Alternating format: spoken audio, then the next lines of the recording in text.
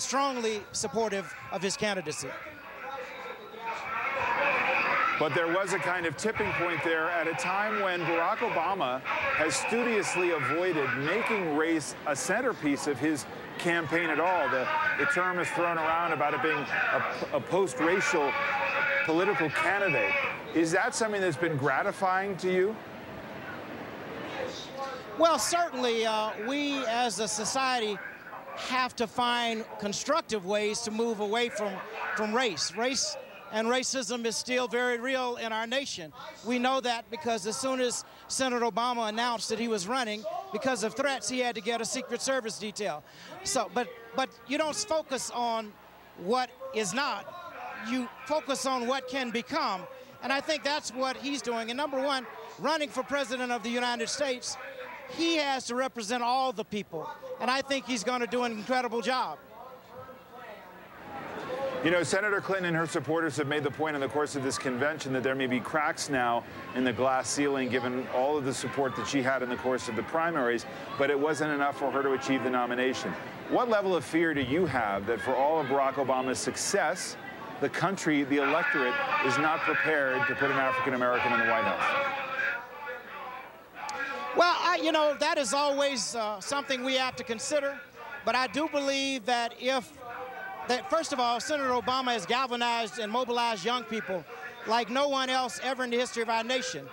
And if that electorate turns out, then I believe Senator Obama will be the next president. I also think Senator Biden will help Senator Obama with the blue-collar workers, white workers in America. I think when you look at what has happened in the past, people have no choice. They've got to look at supporting a candidate of change. All right, Martin Luther King III from Invesco Field today. Thank you very much for joining us. We're quite pleased to have your views tonight.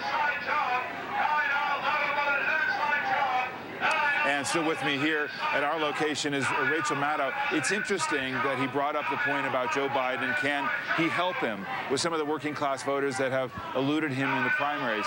We've talked about it before on the show that for any Democratic nominee, white working class voters are a problem. They were a problem for John Kerry. George Bush got a higher number of those voters. So there is still a question about how much Joe Biden can do in this area. And the sort of unspoken thing in the discussion about Obama and white working class voters is whether or not racism is associated with class.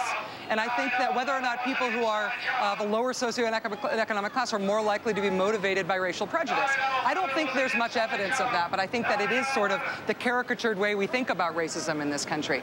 The polls have really bounced up for Obama among a lot of the groups that Senator Clinton bested him among during the primaries. And I'm not sure that the working class issue and the working class whites issue is going to be much different for an Obama candidacy than for any other Democrat. Will race be a factor in a way that will be difficult to even talk about? In other words, that feeling of otherness, that Barack Obama is somehow other, could be an issue of whether people think he's elitist or that he's too liberal, or it might just be something that people can't quite articulate, but they just don't feel the comfort level with it. It gets mapped onto all these other things, right? I mean, the Democratic Party has had a lot of trailblazers. I think it was 1928, the first Catholic they put on the ticket, on the national ticket for the presidential campaign.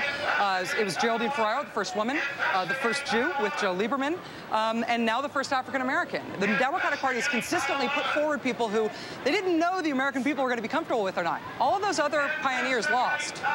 And Barack Obama will be a trailblazer in more than one way. And as we continue to look at the crowds gathering on what is really the new convention floor of Invesco Field, it goes back to one of the things that Barack Obama, it seems, has to do tonight, which is to spend as much time talking about defining McCain, defining the choice in this election, to create the contrast rather than just reflecting on himself. There can be too much focus on who is Barack Obama, yes.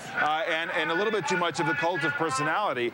He's got to get to the words. He's got to get to the contrast. He's got to talk about the stakes in this election and what he represents, what Democrats represent, as opposed to John McCain. I think he can get away tonight without hitting John McCain too personally if he does an indictment of Republican politics and identifies McCain as the symbol of that for this election. Rachel Maddow stays with us. Thanks very much, Rachel. We're going to come back, take a break, talk to the Reverend Al Sharpton, who is here about this historic event, Invesco Field, the crowd's gathering upwards of 70,000 people expected tonight at Invesco Field, where Barack Obama will officially accept his party's nomination. It is the culmination of a week of choreography for the Democrats. We're back on Race for the White House after this.